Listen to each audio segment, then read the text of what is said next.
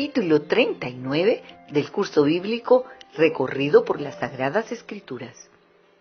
Iniciamos el recorrido por los 13 capítulos del libro de Nehemías. Algunos eruditos piensan que él fue el autor, pero la idea más común es que fue Esdras quien escribió estos dos libros. Lo cierto es que cuentan la maravillosa historia del retorno a Jerusalén y del reencuentro con su religión y sus tradiciones para reedificarla integralmente. Recordemos lo siguiente. En el segundo libro de Crónicas termina su recorrido cuando los judíos son exiliados.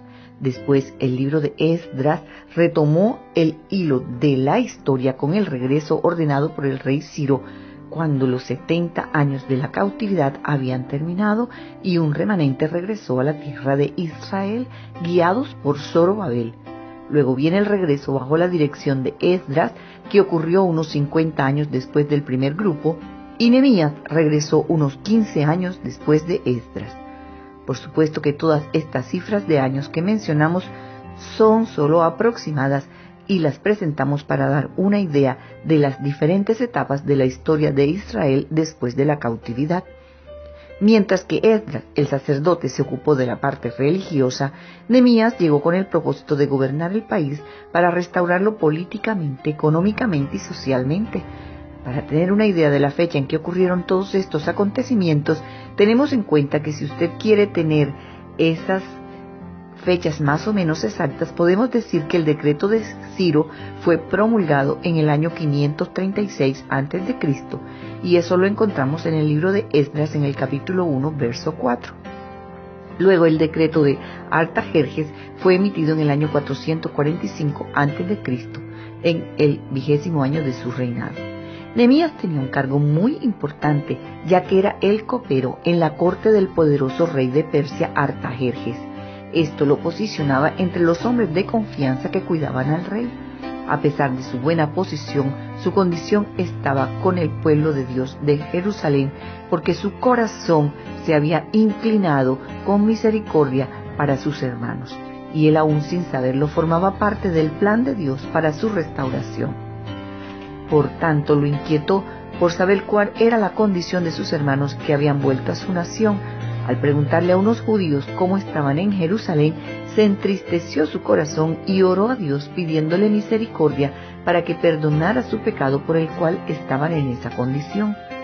Aquí vemos claramente lo que ocurre cuando el Señor inquieta a alguien sobre una situación específica y le pone misericordia con el propósito de que intervenga, tal como le ocurrió a Nehemías, ya que no pudo resistir el llamado de intervenir para ayudar a restaurar a Jerusalén. Y es así como consigue que el rey le dé permiso y además las provisiones que necesitaba para edificar las murallas y las casas. En Nehemías, en el capítulo 2, vemos lo que hizo apenas llegó. De los versos 17 en adelante, les dijo pues: vosotros veis el mal en que estamos, que Jerusalén está desierta y sus puertas consumidas por el fuego. Venid y edifiquemos el muro de Jerusalén y no estemos más en oprobio. Entonces le declaré cómo la mano de mi Dios había sido buena sobre mí, y asimismo las palabras que el rey me había dicho, y dijeron: levantémonos y edifiquemos. Así esforzaron sus manos para bien. Pero apenas empezaron, asimismo se levantó el enemigo para impedir que se hiciera la obra de Dios. Siga leyendo en el verso 19 en adelante. Pero cuando lo oyeron Sanbalat, horonita, Tobías el siervo amonita y Gersén el árabe, hicieron escarnio de nosotros y nos despreciaron diciendo: ¿qué es esto que hacéis vosotros? ¿Os rebeláis contra el rey? Y en respuesta les dije: el Dios de los cielos, Él nos prosperará, y nosotros sus siervos nos levantaremos y edificaremos, porque vosotros no tenéis parte, ni derecho, ni memoria en Jerusalén. Nehemías organizó a las familias y les dio responsabilidades para que trabajaran unidos en la reconstrucción de la muralla, lo cual dio muy buenos resultados, y a pesar de que se levantaron los enemigos, estos no pudieron impedir que se terminara el trabajo, y a pesar de las burlas y el escarnio, triunfaron porque Dios estaba con ellos.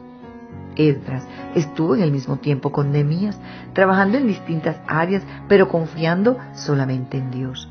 Es así que en este libro se sigue hablando del sacerdote y de todo lo que tuvieron que hacer para reconciliarse con Dios, llevando al pueblo al verdadero arrepentimiento para que se convirtieran nuevamente a Él al obedecer la ley de Moisés cuando disolvieron los matrimonios con las mujeres extranjeras, restaurando la adoración y guardando nuevamente el sábado enteramente para su Dios.